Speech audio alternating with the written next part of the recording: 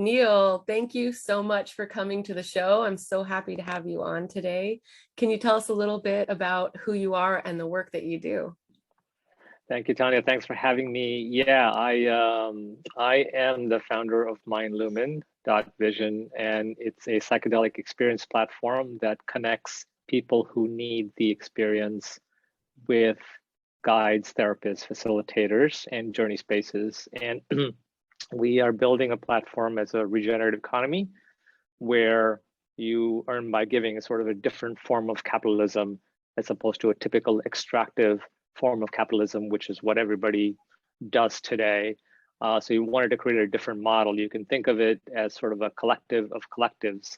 And since my background is coming from a highly suspect area of tech, I'm just leveraging my skill sets for doing some good in the space that I passionately believe in. So that's where I'm coming from. Neil, that's so amazing. So can you tell us a little bit about your background and then how you pivoted to fall in love with this arena? Yeah, so obviously I'm a first generation Indian immigrant. I was sent to a military boarding school in India when I was 4.5. I didn't see my family for probably 9 months out of a year, from the time I was 4.5 till the time I was 15, when I graduated. And then I came to the US when I was 16. I didn't know a soul in this country. And so I pretty much grew up by myself. And I was the youngest kid of 4, and everybody was much older than me. So even my siblings didn't want to have anything to do with me when I was in school because they were all teenagers and I was just the 4.5-year-old. So I never really got to know any of them really that well. And I think, my life was just sort of one adaptation after another adaptation. And I just kept doing that. So I had to make a living, and Indian families, you typically figure out, what you're going to do for a living. And it's either an engineer, a doctor, or a lawyer. And I became an engineer. And that's how I started my living. And I didn't think about it too much until probably 2016, 2017, when I was at a music festival in Oregon during the eclipse, and somebody gave me something I didn't even know what it was, and things just sort of changed a little bit for me. I was exposed to something. I started to feel things, and I couldn't make sense of what I was feeling. And then I just started reading about it. And then I talked to somebody, and some said, "What did somebody give me?" I had no idea, and it was MDA at the time. And then I just started reading on the subject, and I came across Michael Pollan's book. And my wife and I were traveling in Colombia at the time, and this was like 2018 or 2019, I think. And we were staying in this small Airbnb type of place, and next door there was going to have an ayahuasca ceremony, and I told my wife, like, okay, let's just go do that, without really understanding anything about mindset, set and setting, no preparation whatsoever, like nothing, right? And luckily or unluckily for us is that the shaman didn't actually show up, so it never really happened. And then I came back and I continued reading about the whole thing. And then it wasn't until late 2019, early 2020 that I started to sort of think about, like, what am I doing here? And what's my purpose in life? And why am I just going through this grind of working in tech? And like, what value am I really adding? And it wasn't until 2020 when I did my first therapy session, which I'd never done. I'd never been to a therapist. And so that was the first time I did something. And that's what Was sort this of with psychedelics, or was it just a therapy session? It was just a therapy session in the beginning. But I had now sort of made up my mind that I wanted to try it.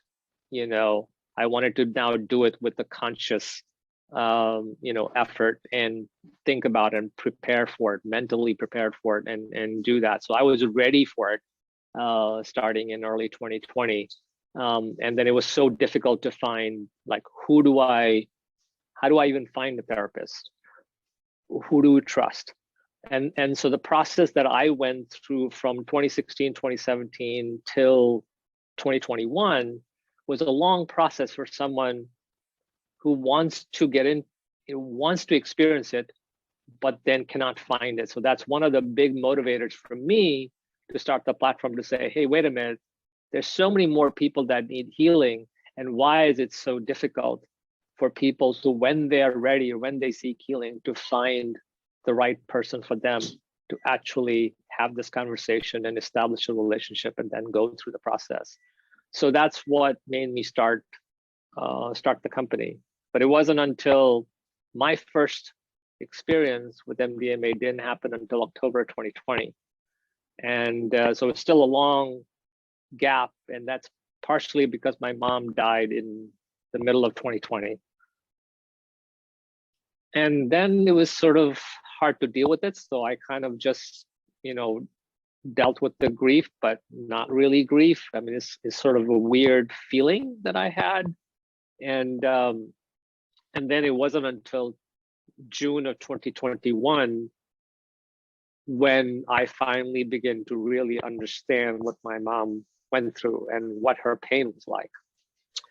And so I think it was the June 2021 experience that completely blew me away. And that just basically, then I said, just the world needs to know. It just does. And that's what got me started to do something about it. Yeah, so your childhood was really unique in that way that you were on your own and you had to adapt so much. So I'm just curious about compassion, and I'm sorry about that. I'm gonna have to edit that out, my son. I'm just curious about the compassion that you experienced. So in that process of your childhood, your adaptation, you didn't really have a loving being to kind of represent or take care of you in that entire time. And then you grow up and you do everything you're supposed to do according to what you think. And then you're realizing all this. And then you had your MDMA experience, and then you lose your mother during that same time. And you're dealing with strange grief because she wasn't all the way in your life. So I'm really curious about, were you able to cultivate that, because this was so transformative to you?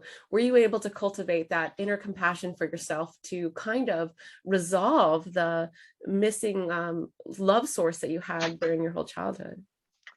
Yeah, I mean, it wasn't until probably June 2021 when I was able to actually address that, or actually understand what that even feels like.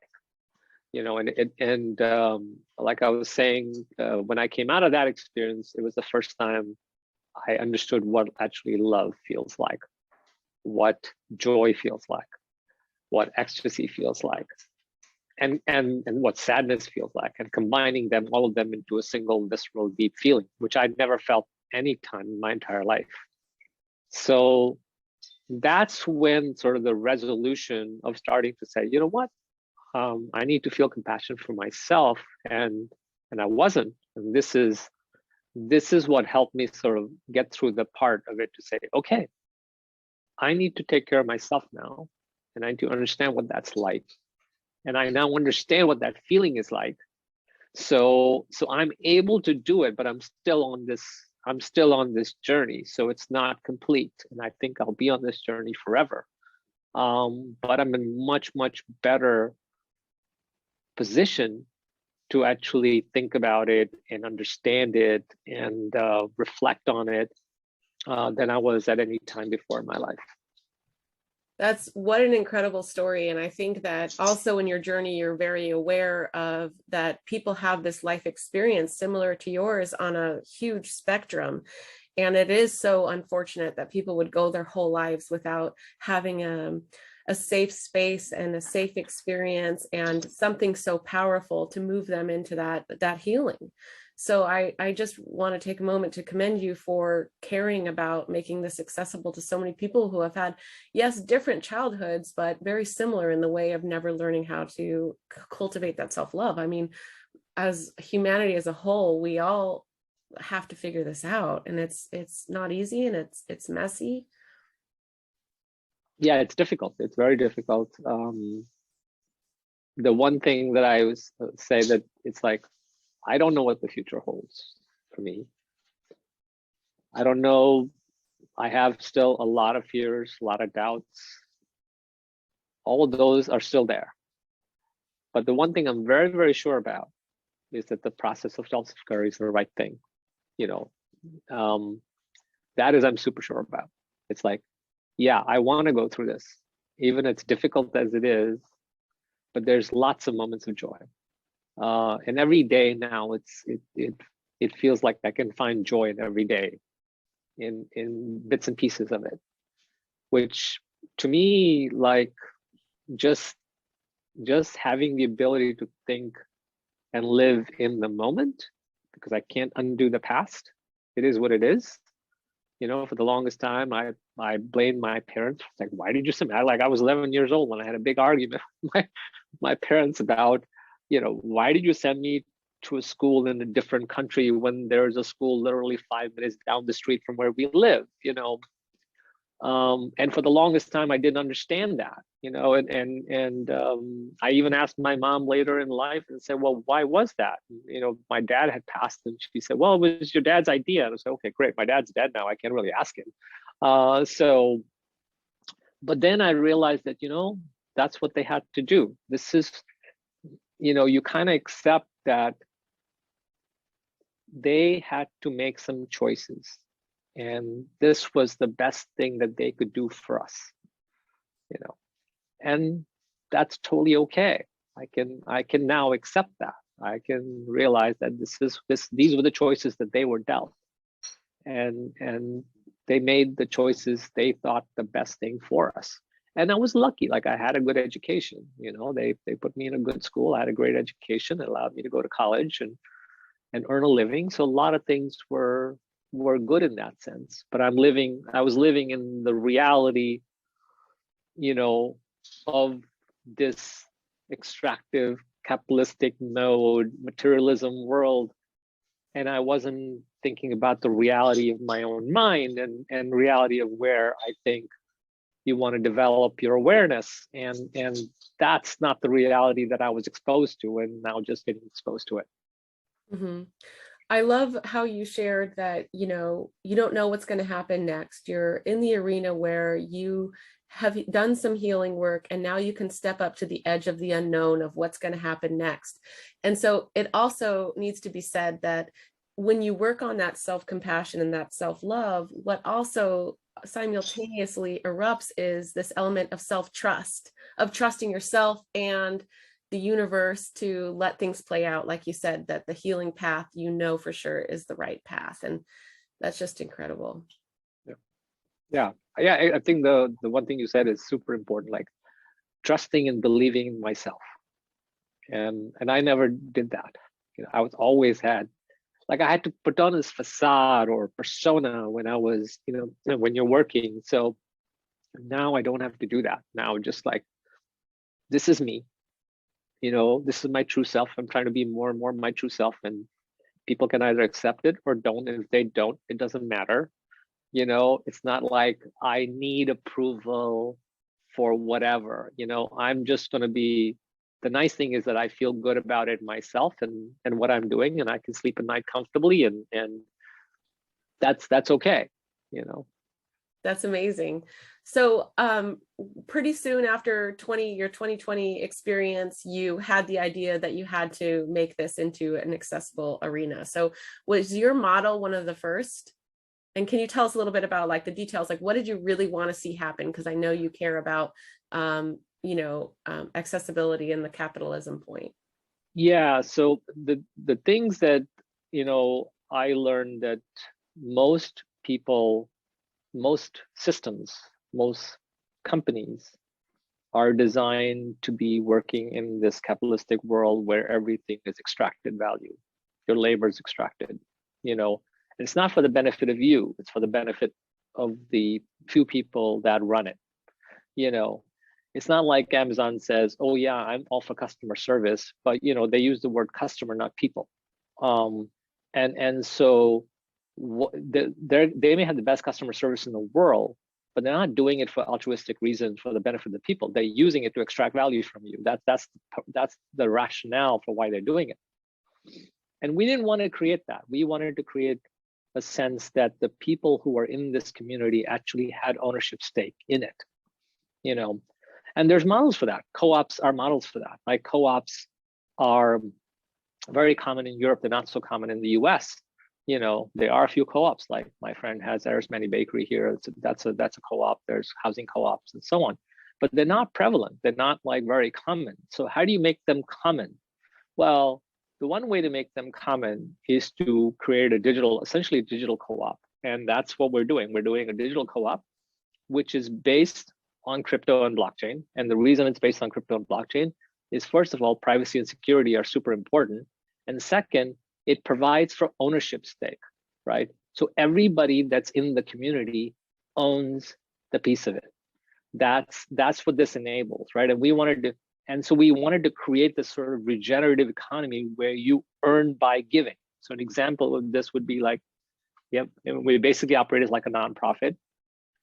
So let's say somebody donates something to MindLumen, right? Let's say somebody says, okay, I'm going to give you $1,000 donation. But we want to reward the people who donate with our tokens, essentially, because they are now part owners instead of just philanthropists that give money, you know, because we didn't want that. We want people to be engaged into the mission of what we're trying to accomplish, you know. So for everybody that contributes, no matter in whatever small way that they contribute, whether it's their time, whether it's their money, whether it's their support, they should earn something from it. The notion of volunteerism, like what I was saying in the previous talk to somebody, said, why does volunteerism exist? The reason volunteerism, the people who are volunteers are the most passionate people for the cause they believe in, yet they don't get paid. To me, that's extractive. They should get paid. Everybody should be able to make a decent middle-class life no matter where they live. We shouldn't be talking about minimum wage. We should be talking about a middle-class living wage, you know, and everybody should be able to have that. Yes, we have to live in this capitalistic society that we live in, but there are alternative forms that we can now do. And we are trying to change that. We want to create a different type of economy, and we now have the tools to be able to do that. Before, we didn't have these tools. We didn't have the crypto, we didn't have blockchain, we didn't have the ability to create decentralized autonomous organizations. We now have these tools available, and they're just tools, you know, but now those tools can be used for building a collective of collectives, you know, and we can monetize that. We can create economic incentives for that, and we can create ownership structures for that. So that's what's the fascinating part about it. And it's also sort of just happens to be that it jives with my skill set, you know. I call myself a cat herder and a conductor, right? It's like I manage people and I manage remote distributed teams. This is what I did for a living. So now I can take my skill set and apply it to my passions about how to make this work for others. Wow, that is incredible. Okay, so if you can break it down to where we can understand it as far as possible services. So I'm a nurse and going to school with Fluence and really excited about what I can do with assisting in integration and whatnot. So how would it work with one person offering services and then getting tokens, and what is available in this pool? Yeah, so if you were taking, if you're offering integration services, you would be part of sort of the guide therapy facilitators network, right? So you'll be on our platform as a facilitator or guide or therapist. Obviously, there'll be a vetting criteria for people, right? And so my partner, who's a psychiatric nurse, is helping with the vetting criteria, and I have friends who are psychologists who are sort of advisors to help with that, right? And so we want to build this network of facilitators, guides, therapists. And we want to remove all the friction for you as a facilitator guide. That means your full focus is on helping the explorer. So that means you don't have to worry about payments. You don't have to worry about logistics. You don't have to worry about scheduling. You don't have to worry about food. You don't have to worry about music. You don't have to worry about the space. You don't have to worry about any of those things that causes friction. The reason we're doing it, the reason we're removing friction for guides and therapists, facilitators, is to focus on the primary goal, which is to help the explorer, is in service of the explorer. That's our primary audience, because I come from that. They're the ones who need the healing, and all the talent that the guides and the therapists bring to the table is in service of that healing for that person. So we want to remove all friction, in that process. It's not an easy thing to do, but that's our mission. That's where we want to go. And so people then who are seeking help, seeking the healing, who are also on our network, can say, well, what kind of experience do I want? What kind of experienced people do I want? Do I want them to have experience with specific kinds of substances? Do I pick a person of color as my guide? Do I care whether they're female or male? Like I was asking people who were calling me and say, how do I find a guide? And I said, okay, well, what are you looking for in a guide? Like, what is your criteria?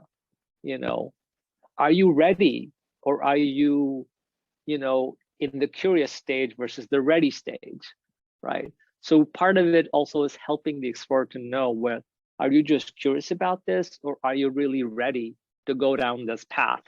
And if you're ready to have a match for either or, if they're exactly just curious or if they really want to do the work. That's right. And so we want to be able to make that process super simple for them, but we also want to make it completely private and secure. So even the reason we do it through crypto is because I don't know who you are, and I don't need to know who you are. I just need to be able to trust you based on your experience and your skill set and what you bring to the table. And there's going to be lots of guides going to be needed. And so part of our nonprofit work is to also fund the education of training, through this, right? And so that's the other part that we need to do, because Oregon alone may require 40 to 100,000 new facilitators. Well, it's going to be probably 5x or 10x that if California passes SB519. Mm-hmm. In so November, right? Yeah, exactly. So we're just at the cusp of that, and the problem scale is going to get huge, and so that's what we're trying to address through the platform, because it's going to be a big problem to solve, and we can now do that. We have the ability to do it. And so it's as challenging as it is, it's doable now, and we can solve this problem, So. Wow, what an amazing journey with your own personal healing. And I'm just so excited for you that you were able to find something that matched your skill set. It's like you did your own work and the universe was like, here you go. This is what you got to do. Yeah, I mean, that just sort of fell into place. It wasn't like I was looking for it. I was going, I was trying to figure out, like, what can I do when I came out of it? Like, I was thinking about, like, I need to do something in this space. I knew after June that I needed to do something. I just didn't know what it was. I didn't know what my calling was going to be, and this it just sort of somehow fell into place for me, and go, yeah, I think I can help, because I know the pain that I went through to figure out who do I even talk to, and how do I establish that trust with my guide and with my facilitator. And I had to think back and go, what was I looking for? I didn't even know what was I looking for. I didn't have any of those answers, and I can imagine that so many people who need this healing are going through this in their heads. and what could I do given my own experience, and so I kind of focused on the areas that where I have direct personal experience, and then it just so happens like, oh shoot, yeah, I can take my suspect skill sets in tech and apply it for something good. Yeah, and I just wanted to mention that, I love that you said that, because it is in our own experience of our own suffering that we have a lot of understanding, and it's like the opening and the pathway to the work that we're meant to do. And there are so many people out there. There's a huge array of people out there, like you said, and you're really embracing that as far as the explore. But there's people out there who are suffering, and they're doing all the exercise, and they gave up drinking alcohol, and they did everything that the world is telling them what they're supposed to do in order to feel better, and it's just not enough. And it's those people that it's like just a little bit of a catalyst can sometimes be enough. And then also, it also needs to be said that, some people really want it to be a miracle cure, and they don't understand that there's a big process. But the people, as far as the work that they got to put in really so much reflection and integrating every experience in your life sometimes.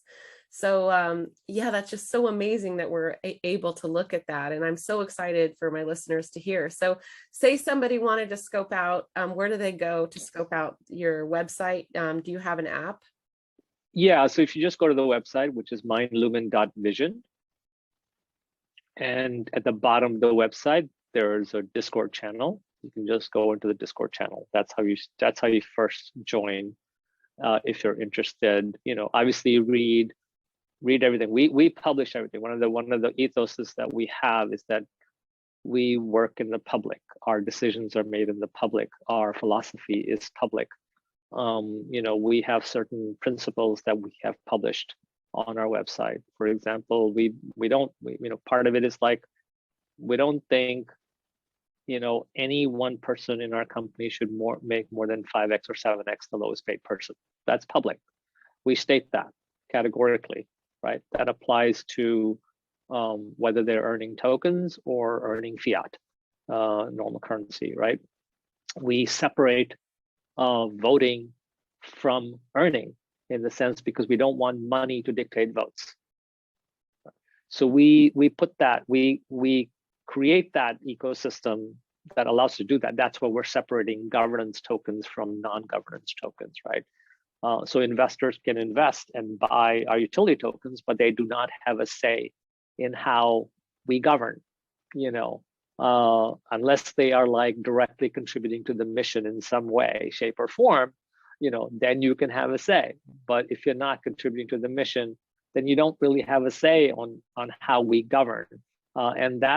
And so we wanted to create these sort of structures, and it allows us to do that now. These tools allows us to do that, create these structures, so that people can just read up on it, and then they can decide whether they want to be part of the community to help move the vision forward, and they can participate and be a contributor and be an owner in that process.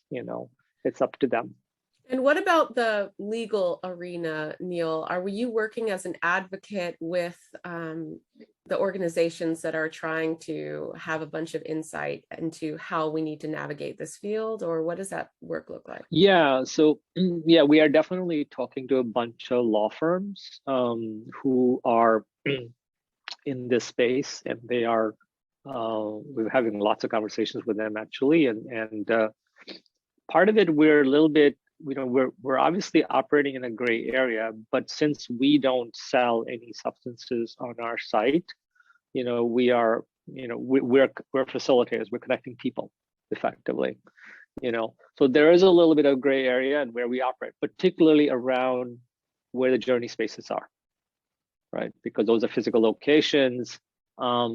So we have to be careful about where those journey spaces exist, and only those journey spaces can be on our network, right? And so the way to do that is, because everybody's operating in this legal gray area, is one of my colleagues told me, like, the best way to think about it is that you need to kind of do the research in the counties, and investigate the county sheriff, the local prosecutor, and see how friendly they are to psychedelics, and if they are, then you can establish jurisdictions in there. But even then, just because somebody's offering their space is just like Airbnb, so like they're offering, and that's one of the reasons why we don't use people's names.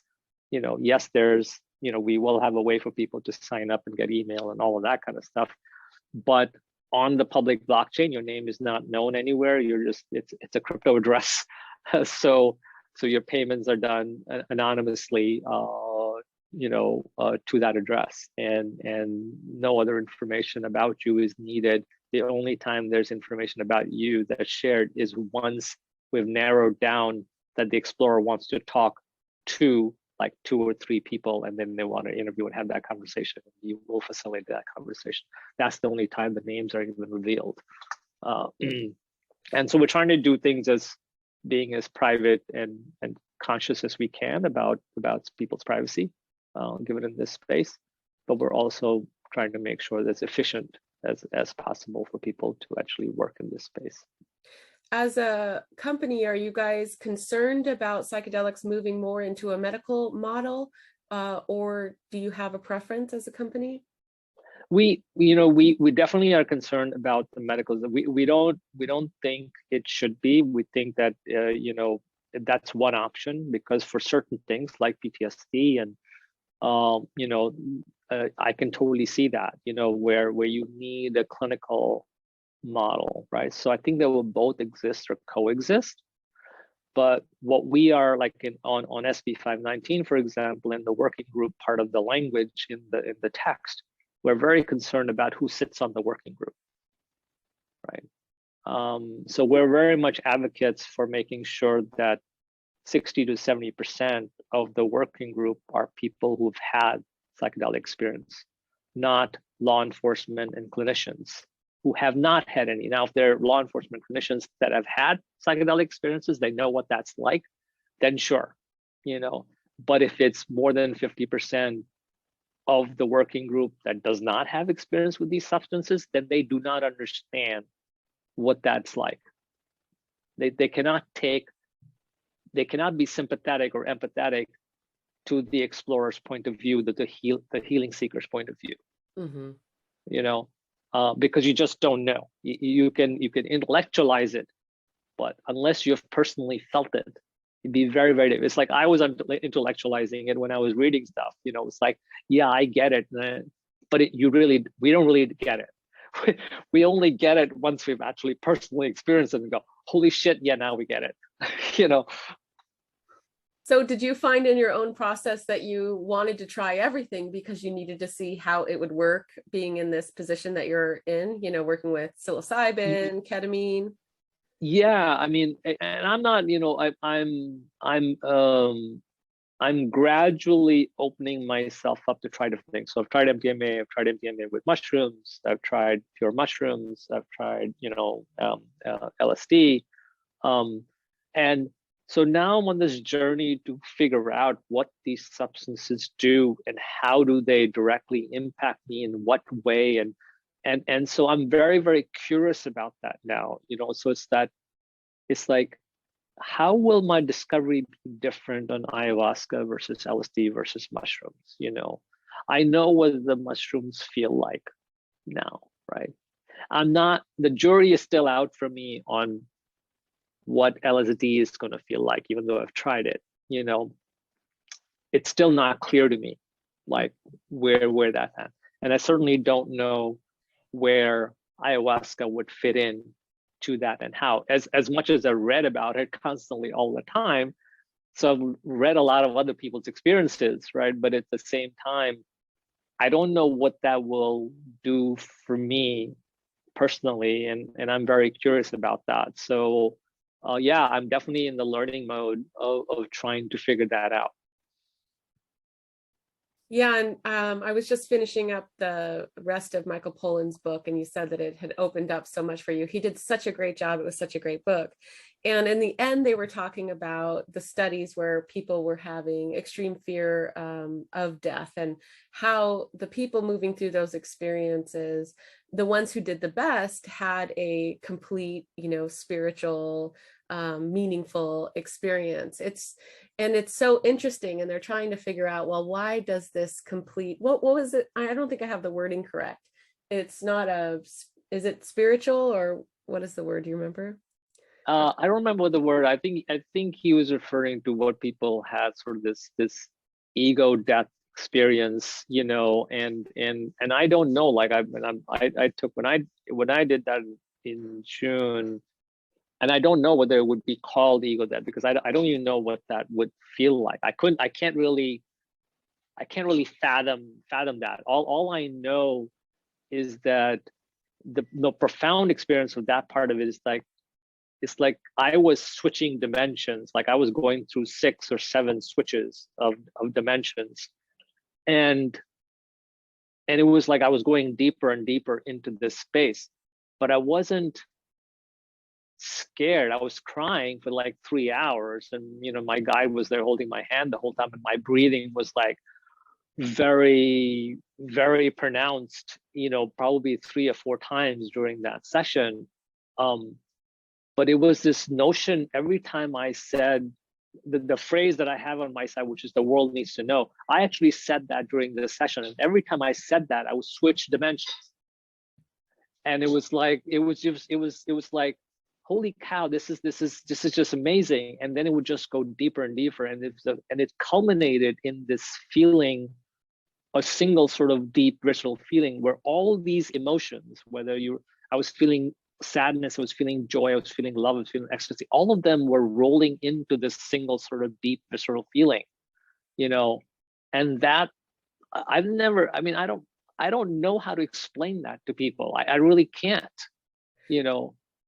just it's crazy, but I just can't explain it. Yeah, and it's a really good point, because it does tend to also be incredibly unique, but also very similar in the way that we are waking up and healing, and that we are all one, and that you have cultivated this deep love and this planting the seeds for this idea of what's possible in the world right now. So that brings up another question. Is this isolated to the United States, your program, or what are your thoughts there? No, it definitely won't be isolated to the United States, but I think we're going to start in places where it's where it's decriminalized, and so counties and states and cities and things like that, and will grow organically. I don't think where it's legal and decriminalized is kind of where we're going to focus our time and attention. And then as more and more places get decriminalized and more places get legalized, we'll expand into those areas organically. And that's just, and that's okay. Yeah.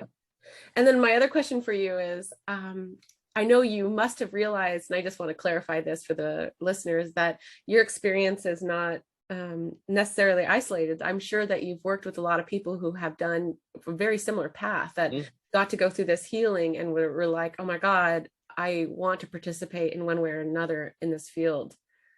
Is that true? Oh yeah, totally.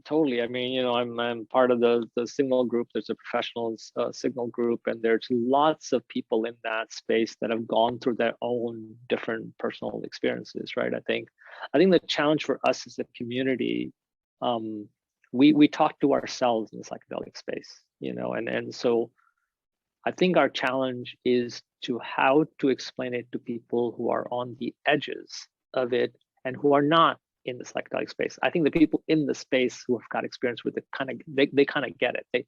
They know, they get it.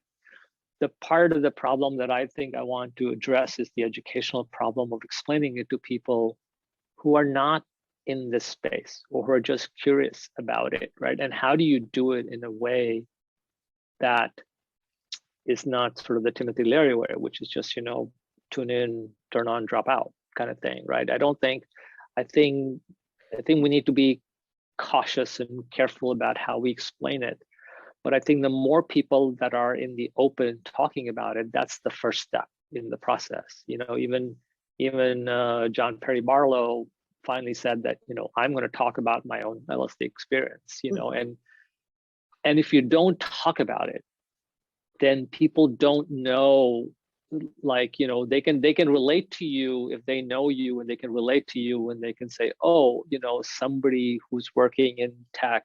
It's like everybody in tech is like, has had it. They do microdosing here in the Bay Area. Like, it's pretty common, but nobody's talking about it, right? Or at least not talking about it openly. I mean, they will talk about it in hushed tones in a community, but they're still not. The stigmatization is still there, and we need to first get over that stigma, and we need to be able to so having these conversations is super important, because people need, like, I'm totally now open about um like what my experience is like, and I'm not if I'm looking like I don't have a job right now, right? I'm not getting paid, I don't have a way to make a living, right? I'm trying to figure out how to do that.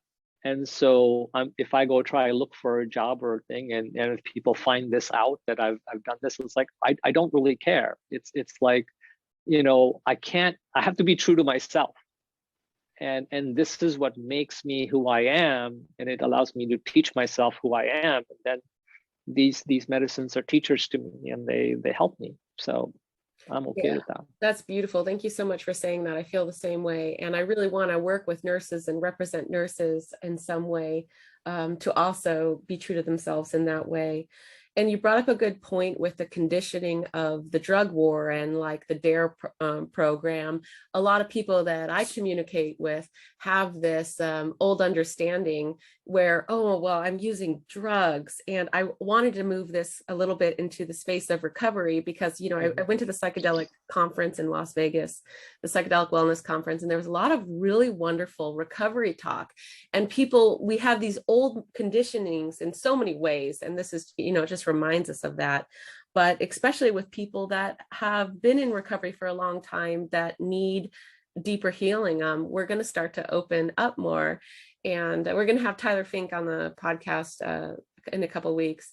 But it's really interesting to kind of work with people in that deconditioning. And you're right, the more we talk about it, the more we just will be able to be more flexible and get some more healing and forgive ourselves and not judge ourselves. And that's also part of the psychedelic work, is that voice that shames and blames begins to become more flexible and loosens up in every department, whether you're in recovery, whether you're a very straight-laced human being. So yeah, no, I think this, like what you're doing is super important for us to do this, right? It's at the end of the day, the message needs to get out to people that it's okay. It's like I asked the question, why are the legal and why are the most addictive substances legal and the least addictive substances not legal on Schedule 1? It doesn't make any sense to me.